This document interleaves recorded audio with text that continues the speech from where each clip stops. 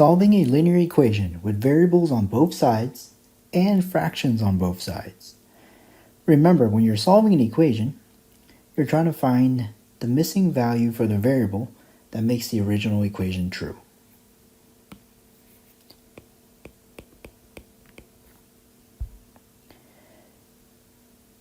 Let's look at the first example.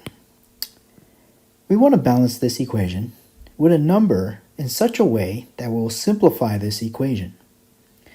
Let's look at the least common multiple of 3, 4, and 2.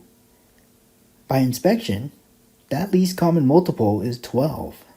We're going to take advantage of 12. Let's take 12 and balance both sides of the entire equation.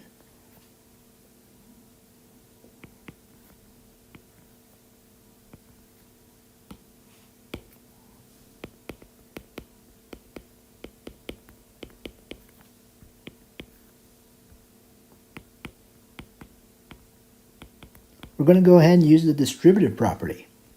We're going to distribute that 12. 12 goes in, 12 multiplied to the first term, and then 12 multiplied to the second term.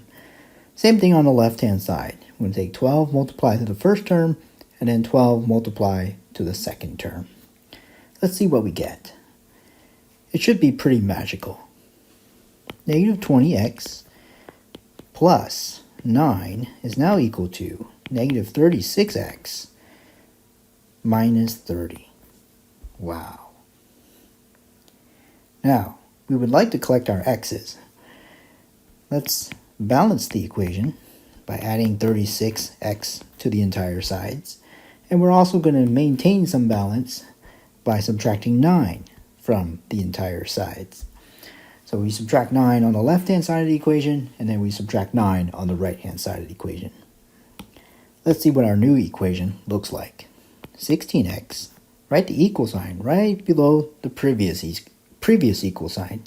Now we got negative 39. So divide the entire size by 16, and notice we have x is now equal to negative 39 over 16.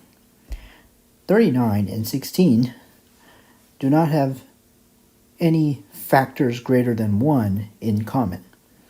So that means this negative 39 over 16 is reduced. This is our final answer. Notice, in all your lines of work, you wrote an equation, an equation, an equation, an equation, and even you circled an answer that is an equation. That's typically what happens when you're solving equations. You're only writing equations. Let's try the second example. What is the LCM, least common multiple of 6, 3, 1, and 2? Once again, what is the least common multiple of 6, 3, 1, and 2? The answer is 6. Let's take that 6 and use it to perform some magic.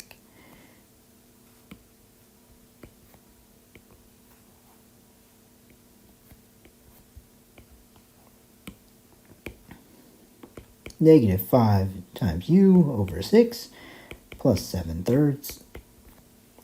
Negative 4u over here minus 3 halves. And there's an equal sign. Equal symbol right underneath the previous equal symbol of the previous equation.